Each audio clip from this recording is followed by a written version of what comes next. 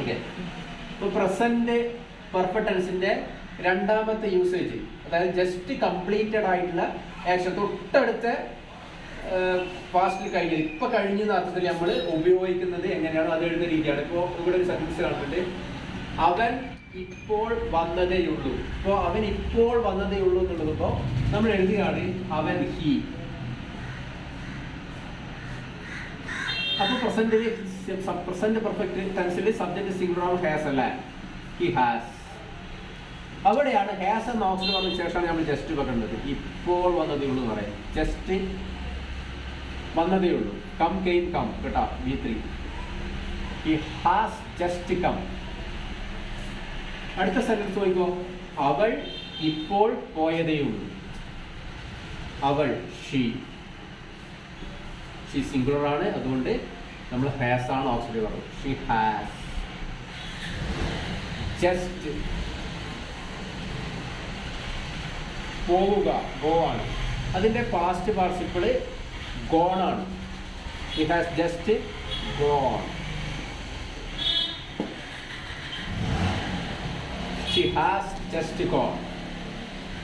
അടുത്ത സെന്റൻസ് നോക്കിക്കോ, ട്രെയിൻ ഇപ്പോൾ പോയതേ ഉള്ളൂ. The train.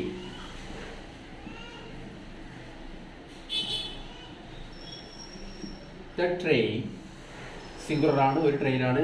ഹാസ് ജസ്റ്റ്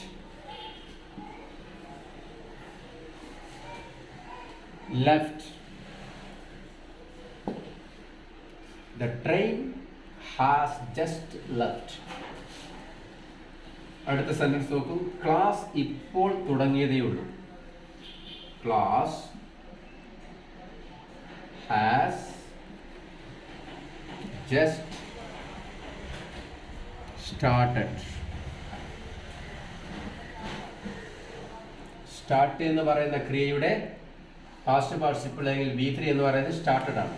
അപ്പോൾ ക്ലാസ് ഹാസ് ജസ്റ്റ് സ്റ്റാർട്ടഡ്. അടുത്ത സെന്റൻസ് നോക്കിക്കോ, മഴ ഇപ്പോൾ തോർന്നതേ ഉള്ളൂ. ഇപ്പൊ മഴ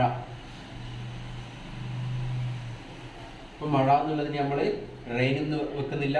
അതിന്റെ പ്രനൗണായ ഇറ്റ് ആണ്. ഇറ്റ് മഴ എന്ന് പറയുന്ന സിംഗുലർ ഉപയോഗിച്ചത്, അതുകൊണ്ട് ഹാസ്. ജസ്റ്റ് നിർത്തുക എന്നുള്ളതാണ് നമ്മൾ തോർന്നെന്ന് പറയുന്നത്. നിർത്തി, മഴ നിർത്തി. It has just stopped the raining.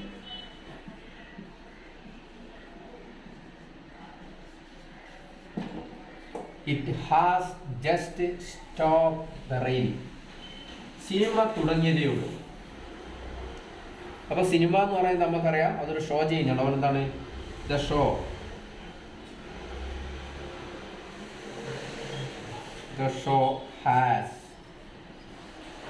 just started.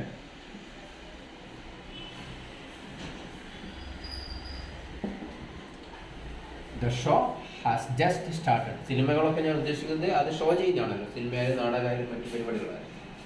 അടുത്തത് ഞാൻ ഉണർന്നതേയുള്ളൂ. ഉണർന്ന ഉടനെ പറയുകയാണ്.